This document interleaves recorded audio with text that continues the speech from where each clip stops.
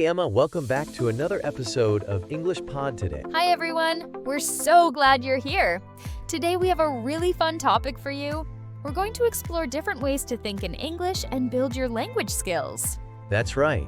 We're going to cover some useful language tools like thought chains, common phrases, metaphors, expressing emotions, and even simulating everyday situations. All these things will help you sound more natural and confident in English. Let's start with thought chains. Thought chains are a way to connect different words that come to mind when you think of a particular topic. It's like a mental map that helps you organize your thoughts in English. For example, let's take the word sun. When I think of the sun, I immediately think of the beach. Yes, the beach is always sunny. And when you're at the beach, it makes me think of vacation. A trip to the beach is often a vacation, right? Absolutely. And when I think of vacation, I think of relaxing. Vacation is the perfect time to just kick back and relax. It's true. I love the idea of relaxing on a warm beach during a vacation. Okay, now let's try another thought chain. If I say music, what comes to your mind? Concert definitely comes to mind. There's something about live music that makes everything more exciting. Yes, and when you think of concerts, I immediately think of friends. Going to a concert with friends is such a great time. A concert with friends always leads to good times. Those memories last forever. So, music, concert, and friends, good times. What a fun thought chain. Let's try another one. If I say book, what's your first thought? I think of the library. A library is where you can find so many great books to read. Exactly. And when you're reading, it's all about gaining knowledge. Books are a treasure trove of knowledge. Knowledge is power for sure. Okay, how about we try travel? What comes to mind? I immediately think of adventure. Travel is often about discovering new places and experiencing new things. Yes, and when I think of adventure, I think of mountains. Traveling to the mountains is always an exciting adventure for me. Same here. And of course, when I think of mountains, I think of nature. Mountains are such a beautiful part of nature. So, travel right pointing arrow adventure, right pointing arrow mountains, right pointing arrow nature. It's amazing how one word leads to so many connections, right? Definitely. It's a great way to expand your vocabulary and think more fluidly in English.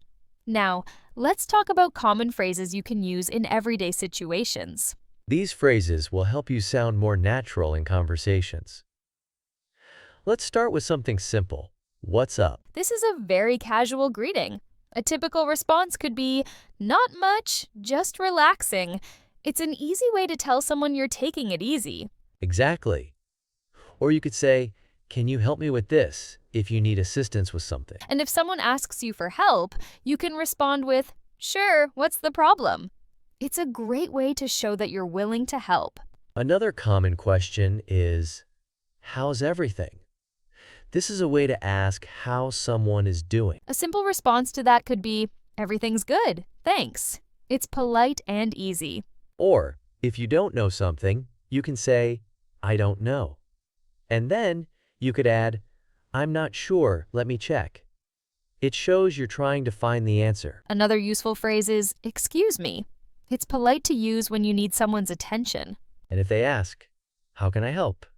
You can say, I'm looking for, to start explaining what you need. And when you're about to leave, you can say, I'll see you later. And the other person can respond with, take care. It's a nice way to say goodbye. All of these phrases will help you sound more natural in everyday situations. But now, let's talk about metaphors and analogies. These make your language more colorful and creative. First, let's look at, I'm as busy as a bee. This means you have a lot to do, just like a bee that's constantly moving from flower to flower. Or how about, he's a night owl?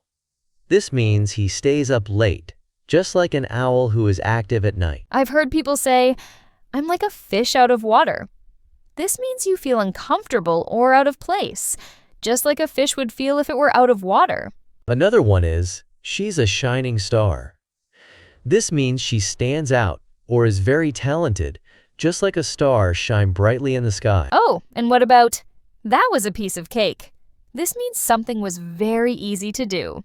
Yes, and if someone is in trouble, you could say, he's in hot water. This means he's facing a difficult situation. Another great analogy is, it's like finding a needle in a haystack. This means something is very difficult to find, just like finding a small needle in a large pile of hay. So many fun ways to express yourself.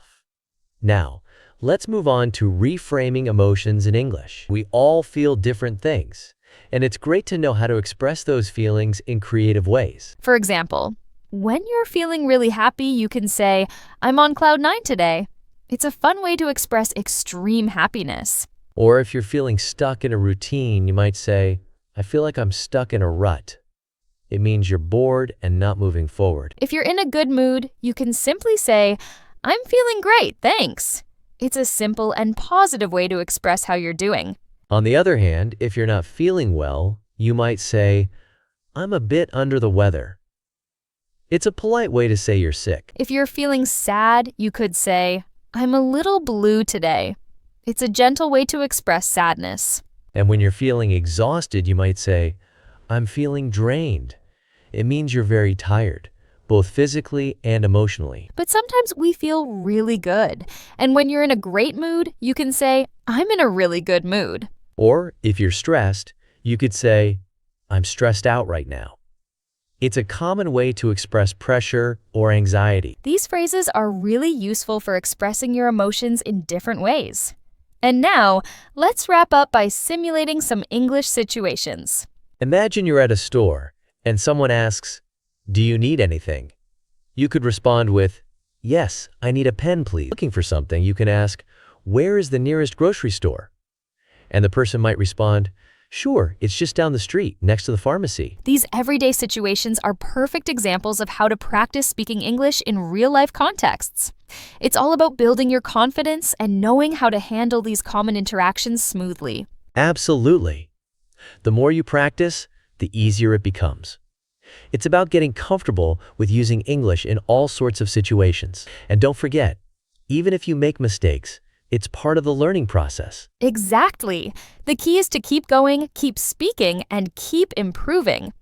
The more you immerse yourself in these conversations, the better your English will get. So whether it's through thought chains, metaphors, or simply practicing everyday phrases, all of these tools will help you think more naturally in English and express yourself more clearly. And remember, language is a skill that takes time to develop, so be patient with yourself and enjoy the process. That's right. Well, that's all for today's episode.